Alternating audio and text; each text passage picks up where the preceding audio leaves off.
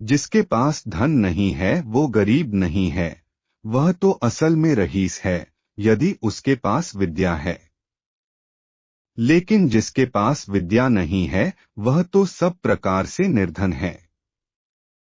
जिसे अपने इंद्रियों की तुष्टि चाहिए वह विद्या अर्जन करने के सभी विचार भूल जाए, और जिसे ज्ञान चाहिए वह अपने इंद्रियों की तुष्टि भूल जाए। जो इंद्रिय विषयों में लगा है उसे ज्ञान कैसा, और जिसे ज्ञान है वह व्यर्थ की इंद्रिय तुष्टि में लगा रहे, यह संभव नहीं। वह क्या है जो कभी कल्पना में नहीं आ सकता? वह कौन सी बात है जिसे करने में औरत सक्षम नहीं है? ऐसी कौन सी बकवास है जो दारू पिया हुआ आदमी नहीं करता? ऐसा क्या है जो कौवा नहीं खाता? नेति एक भिखारी को राजा और राजा को भिखारी बनाती है। वह एक अमीर आदमी को गरीब और गरीब को अमीर। भिखारी यह कंजूस आदमी का दुश्मन है। एक अच्छा सलाहकार एक मूर्ख आदमी का शत्रु है। वह पत्नी जो पर पुरुष में रुचि रखती है उसके लिए उसका पति ही उसका शत्रु है। जो चोर रात को काम करने निकलता है चंद्रमा ही उसका शत्रु है।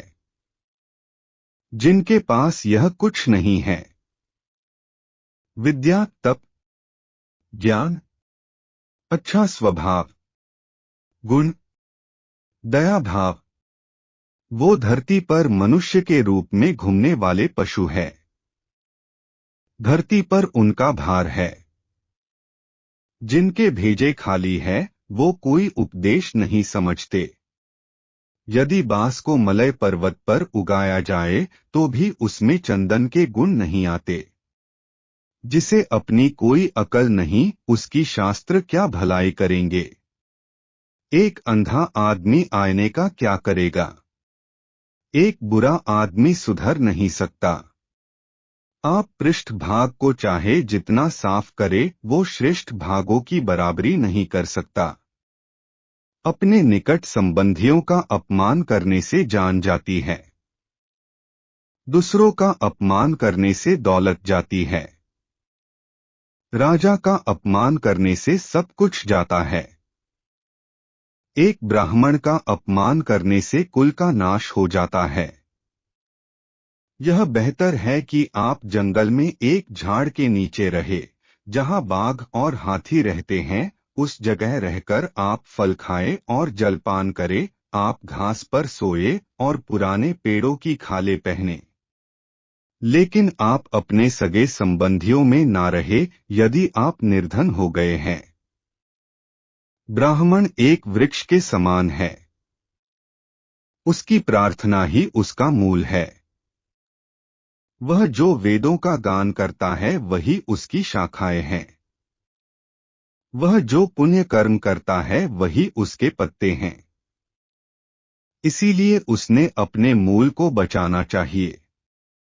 यदि मूल नष्ट हो जाता है तो शाखाएं भी ना रहेगी और पत्ते भी। लक्ष्मी मेरी माता है। विष्णु मेरे पिता है। वैष्णव जन मेरे सगे संबंधी है। तीनों लोक मेरा देश है। रात्रि के समय कितने ही प्रकार के पंछी वृक्ष पर विश्राम करते हैं। भोर होते ही सब पंछी दसों दिशाओं में उड़ जाते हैं। हम क्यों भला दुहक करें यदि हमारे अपने हमें छोड़कर चले गए। जिसके पास में विद्या है वह शक्तिशाली है। निर्बुद्ध पुरुष के पास क्या शक्ति हो सकती है। एक छोटा खरगोश भी चतुराई से मदमस्त हाथी को तालाब में गिरा देता है। हे विश्वंभर, तू सबका पालन करता है। मैं मेरे गुजारे की क्यों चिंता करूं जब मेरा मन तेरी महिमा गाने में लगा हुआ है। आपके अनुग्रह के बिना एक माता की छाती से दूध नहीं बह सकता और शिशु का पालन नहीं हो सकता। मैं हरदम यही सोचता हुआ, हे यदुवंशियों के प्रभु, हे लक्ष्मीपति, मेरा पूरा समय आपकी ही चरण सेवा में खर्च करता हूँ। उदारता, वचनों में मधुरता, साहस, आचरण में विवेक, ये बातें कोई पा नहीं सकता, ये मूल में होनी चाहिए। जो अपने समाज को छोड़कर दूसरे समाज को जा मिलता है, वह उसी राजा की तरह नष्ट हो जाता है जो अधर्म के मार्ग पर चलता है। हाथी का शरीर कितना विशाल है, लेकिन एक छोटे से अंकुश से नियंत्रित हो जाता है। एक दिया घने अंधकार का नाश करता है, क्या अंधेरे से दिया बड़ा है? एक कड़कती हुई बिजली एक पहाड़ को तोड़ देती है, क्या बिजली पहाड़ जितनी विशाल है? जी नहीं, बिल्कुल नहीं। वही बड़ा है जिसकी शक्ति छा जाती है। इससे कोई फर्क नहीं पड़ता कि आकार कितना है। जो घर गृहस्थी के काम में लगा रहता है, वह कभी ज्ञान प्राप्त नहीं कर सकता। मौस खाने वाले के हृदय में दया नहीं हो सकती। लोभी व्यक्ति कभी सत्य भाषण नहीं कर सकता। और एक शिकारी में कभी शुद्धता नहीं हो सकती। एक दुष्ट व्यक्ति में कभी पवित्रता उदित नहीं हो सकती, उसे चाहे जैसे समझा लो, नीम का वृक्ष कभी मीठा नहीं हो सकता। आप चाहे उसकी शिखा से मूल तक घी और शक्कर छिड़क दे, आप चाहे 100 बार पवित्र जल में स्नान करे, आप अपने मन का मैल नहीं धो सकते। उसी प्रकार जिस प्रकार मदिरा का पात्र पवित्र नहीं हो सकता, चाहे आप उसे गर्म करके सारी मदिरा की भाप बना दे, इसमें कोई आश्चर्य नहीं कि व्यक्ति उन बातों के प्रति अनुद्गार कहता है जिसका उसे कोई ज्ञान नहीं।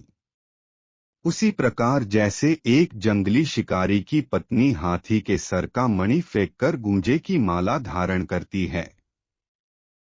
जो व्यक्ति 1 साल तक भोजन करते समय भगवान का ध्यान करेगा और मुंह से कुछ नहीं बोलेगा, उसे 1000 करोड़ वर्ष तक स्वर्ग लोक की प्राप्ति होगी। एक विद्यार्थी पूर्ण रूप से निम्नलिखित बातों का त्याग करे। 1. काम 2, क्रोध 3, लोभ 4, स्वादिष्ट भोजन की अपेक्षा 5, शरीर का श्रृंगार 6, अत्याधिक जिज्ञासा 7, अधिक निद्रा 8, शरीर निर्वाह के लिए अत्याधिक प्रयास। वही सही में ब्राह्मण है जो केवल एक बार के भोजन से संतुष्ट रहे, जिस पर 16 संस्कार किए गए हो, जो अपनी पत्नी के साथ महीने में केवल 1 दिन समागम करे, माहवारी समाप्त होने के दूसरे दिन।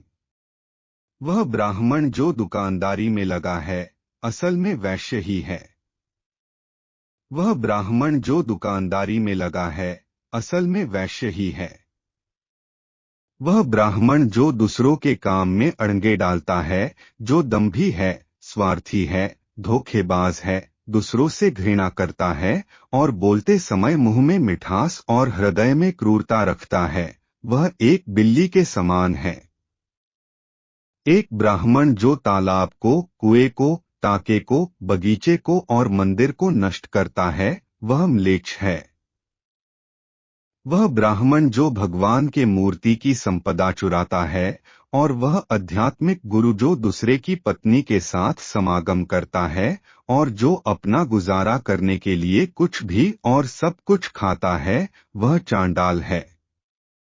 एक गुणवान व्यक्ति को वह सब कुछ दान में देना चाहिए जो उसकी आवश्यकता से अधिक है। केवल दान के कारण ही कर्ण, बाली और राजा विक्रमादित्य आज तक चल रहे हैं। देखिए उन मधुमक्खियों को जो अपने पैर दुखे से धरती पर पटक रही है। वो अपने आप से कहती है, आखिर में सब चला ही गया। हमने हमारे शहद को जो बचा कर रखा था, ना ही दान दिया और ना ही खुद खाया। अभी एक पल में ही कोई हमसे सब छीन कर चला गया।